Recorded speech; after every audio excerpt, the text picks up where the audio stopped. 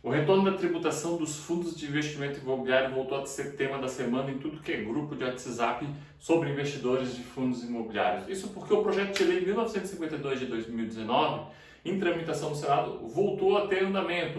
A Comissão de Assuntos Econômicos fez o relatório e está pronta agora para a votação com o parecer de aprovação. Eu sei que muitos investidores estão com muitas dúvidas, o projeto é complexo, o projeto tem detalhes dos quais eu entendo que tem falhas ali que precisam ser melhoradas para que ele possa seguir adiante. Então, eu decidi preparar esse vídeo, explicar todos os detalhes que tem sobre essa questão do projeto, sobre como que seria essa tributação, qual seria principalmente o impacto nos fundos de CRI, já que essa é uma grande dúvida dos investidores de fundos imobiliários sobre uma possível bitributação. Então, eu vou preparar esse vídeo e eu peço apenas um favor para você. Desde já, compartilhe esse vídeo, tudo que é grupo de WhatsApp, Instagram, com seus amigos, para que o maior número de pessoas tenham conhecimento sobre esse assunto e compreendam adequadamente o que está tramitando lá no Senado, o que pode realmente ocorrer e até mesmo para que, tendo conhecimento, possam cobrar dos senadores, dos políticos, um detalhe que eu vou puxar para vocês que pode dar muito problema se aprovado. Então, vamos aqui para o flipchart, eu quero explicar um pouquinho para vocês. Então, projeto de lei 1952 de 2019, que volta a tratar da tributação dos fundos imobiliários. O que esse projeto de lei, falando de fundos imobiliários, ele trata? Os fundos imobiliários, quando pagam rendimentos para os cotistas, aí com aquelas regrinhas que nós já conhecemos, eu não vou entrar aqui, ele é isento de imposto de renda. Por quê? Por causa do artigo 3º da Lei 11.033. O que o projeto de lei faz? O projeto de lei pega e revoga esse artigo completamente.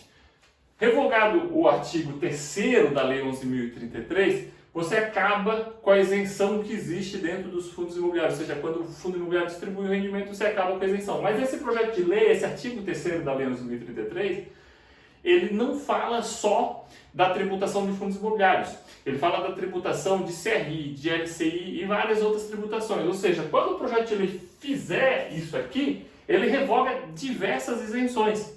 E até um pouco aonde surge a ideia do investidor. Bem, se o CRI também não vai mais ser isento de imposto de renda, o que acontece quando o CRI paga para o fundo imobiliário, que teria que ser tributado, e depois o fundo imobiliário paga para o cotista, que tem que ser tributado adiante? Então, fica aqui nesse vídeo até o final que eu vou ainda mostrar isso aqui para vocês, tá certo? O que eu quero chamar a atenção desse projeto de lei aqui que é tão importante, que me chama muita atenção e que vai dar confusão se aprovado assim. O projeto de lei 1952, quando ele trata da revogação desse artigo, ele tenta fazer uma proteção do que aconteceu no passado, ou seja, ele tenta manter as regras anteriores para quem já investia, uma espécie de uma segurança jurídica. Só que quando ele trata de fundo imobiliário, ele usa essa palavrinha aqui, aportes anteriores. Então ele diz que os aportes feitos em fundos imobiliários até a promulgação dessa lei serão praticados as isenções da lei anterior, ou seja, seria isento.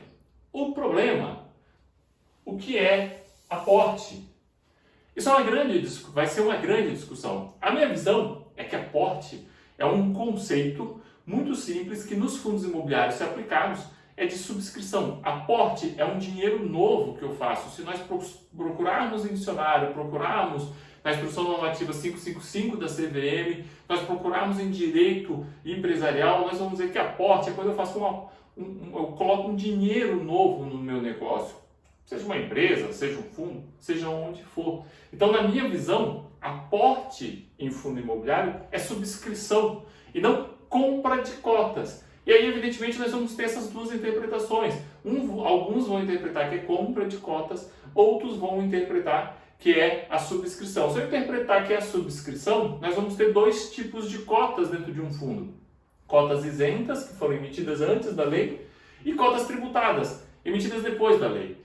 Se eu interpretar que é a compra da cota, então o que acontece? Quando eu vender a cota, quem estiver comprando não é mais isento, ou seja, a isenção passa a ser pessoal minha, que comprei a cota lá atrás, o que fica muito estranho dentro do direito tributário.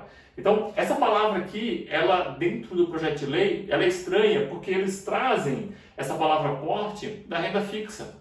o que me demonstra que esse projeto de lei ele está tramitando, ele voltou a tramitar sem uma reflexão adequada, sem uma discussão adequada do que realmente está se tratando ali. No caso, os fundos imobiliários. Bem, isso é assunto lá para frente. Eu já mandei e-mail para o senador Eduardo Braga, eu mandei em 2019, o assessor dele me respondeu gentilmente, disse que o projeto seria melhor discutido.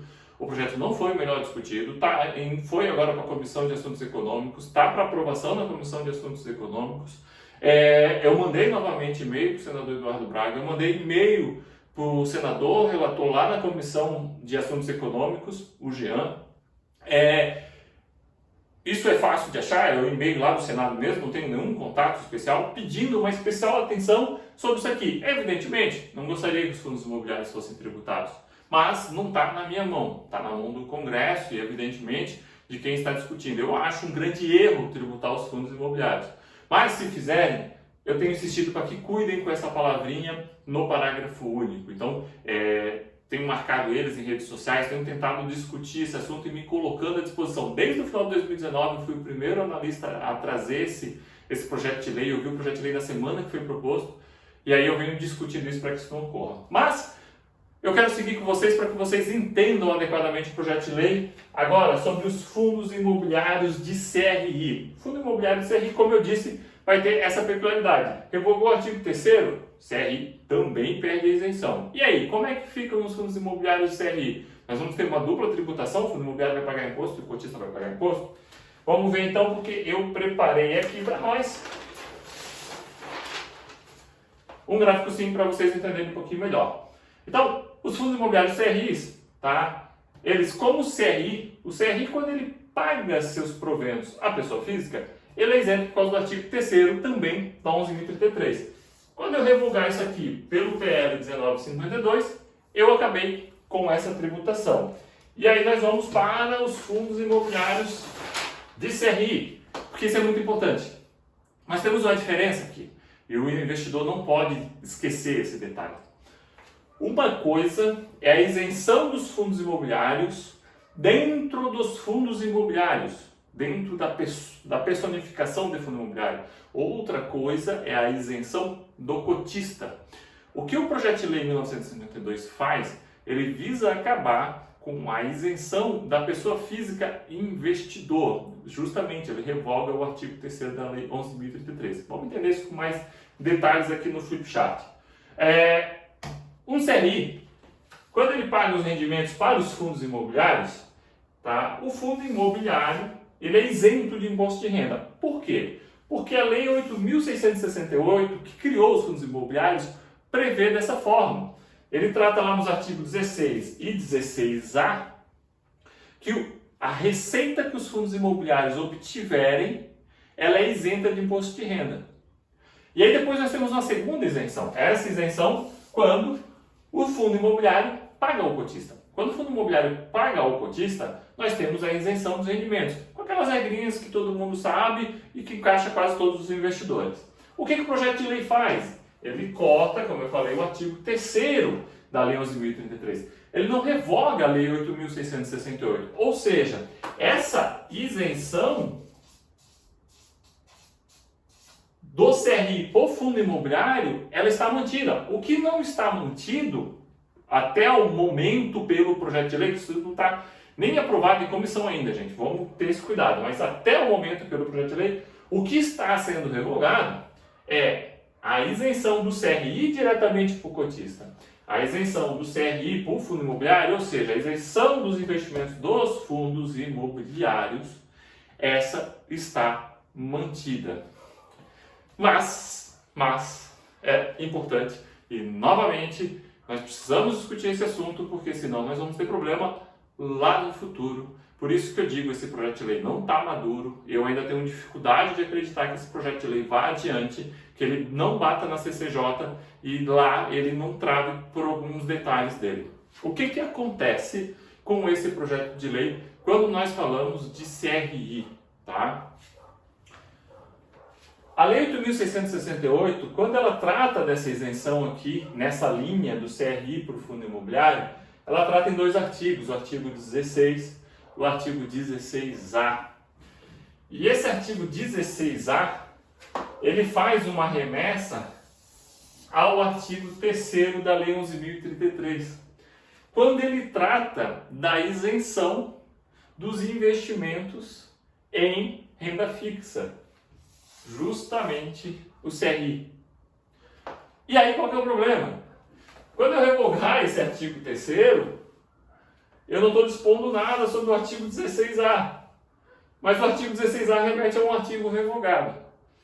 Em tese, o projeto de lei, e eu não vou entrar aqui nas minúcias do direito aqui porque não é o nosso objetivo, mas em tese o projeto de lei já deveria prever o que acontece com a redação desse artigo 16A, já que o objetivo do legislador não é acabar com essa isenção em nível de fundo, mas sim em nível de cotista. Mas ela não trata. Se ela revogar do jeito que está lá, esse artigo ele vai ficar confuso.